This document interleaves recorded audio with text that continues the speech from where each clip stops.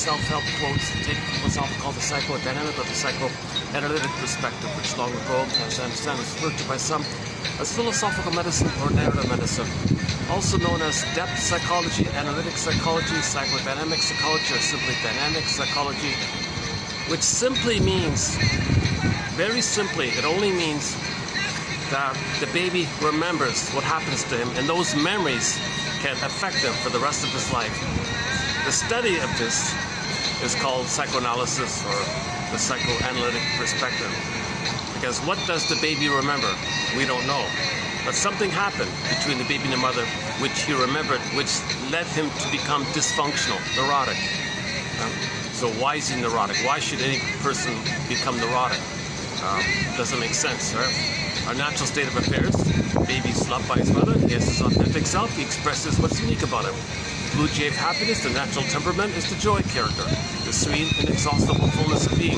If there are losses in life, we can admit it, feel sad, lay the goals to rest, and devote our life force for the present, enjoy the present. We're aware of what's unique about ourselves, which we express, that's called meaning and a path of heart, and everyone's better off when we shine our light like that. And we have a richness of inner experience.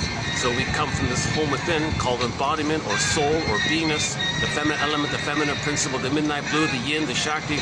We have this at home-like feeling, and we feel at home. We feel safe, we feel comfortable at home like that. That's just the natural state of affairs. And we're all one family, so let's be realistic here. We're all one human family, one earth family. You know, only one hominid grew the cortex, that was us. Roughly 200,000 years ago, according to a science fiction film called Forbidden Planet, only one hominid grew the cortex.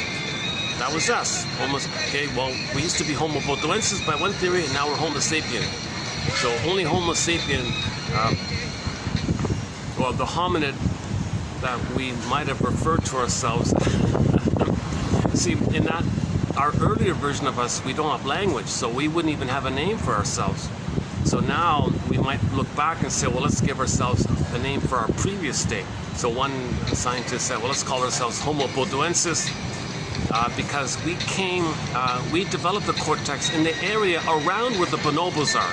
That kind of general area, Northeast Congo or the Nile River Valley or Egypt or Ethiopia, that kind of Northeast Africa kind of area. So maybe the idea was we came from that kind of area where the bonobos are, like that, Homo botuensis. So just an approximation idea. So anyways, Homo botuensis was us. It took us almost 1 million years, they said, to grow the cortex. Then we called ourselves Homo sapien. And this took place roughly 200,000 years ago or 150,000 years ago, depending